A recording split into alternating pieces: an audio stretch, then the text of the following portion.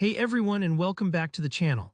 If you've ever worked with data in Google Sheets, maybe you're tracking your running progress working on a science project or analyzing any kind of measurement over time, knowing how to find the slope between data points can be super useful. Today, I'm going to show you exactly how to calculate the slope in Google Sheets. By the end of this video, you'll be able to quickly get the slope from any table of values, easily and accurately, without doing any manual calculations. Let's dive right in. First off, this tutorial assumes you already have your data in a Google Sheet. Typically, you'll have something like time in seconds in one column, maybe column A, and distance in meters in column B. Basically, you're looking at two columns side by side showing how distance changes over time. This is a really common setup for science experiments, running logs, or anything where you want to find out how fast is something changing. Now to find the slope, which tells us the rate of change between these variables, we're going to use Google Sheets' built-in slope function. Think of slope like the steepness of a hill. If distance is going up quickly as time passes, your slope is steeper. If it's more gradual, the slope is smaller. Google Sheets makes it a breeze to calculate. Here, what you'll do, click into a blank cell anywhere in your sheet. Most people use a cell just below or beside their data for clarity, but really any empty cell will work. This is where you'll type in the formula that does all the hard work for you. Now let's enter the formula.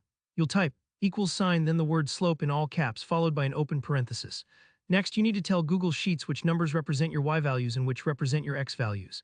In our example, distance is what changes as time passes, so distance is your y and time is your x. Let's say your distances are in column B from B2 to B10, and your times are in column A from A2 to A10. Your formula would look like this, equals slope B2, B10, A2, A10. Of course, just adjust those cell ranges based on where your data actually is. Sometimes people get tripped up by putting the columns in the wrong order, so always remember, first is your y values, then your x values. Once you've typed in that formula, just hit enter. The cell will instantly give you a number that's your slope. This value tells you on average how much the distance increases for every 1 second increase in time. For example, if your slope comes out to 2, it means for every second the distance covered increases by 2 meters. That's incredibly helpful for understanding trends, making predictions, or comparing different data sets. And that's really all there is to it. If you get an error, double check that your cell ranges match up. Both columns should have the same number of data points, and there shouldn't be any blank rows in the middle.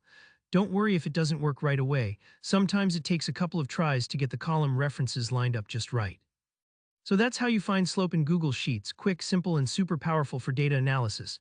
If you found this tutorial helpful, don't forget to hit the like button, and if you have any questions about formulas or if you want to see more tips for using Google Sheets, just let me know down in the comments. And of course, be sure to subscribe so you don't miss any of my latest tutorials. Thanks for watching and happy calculating.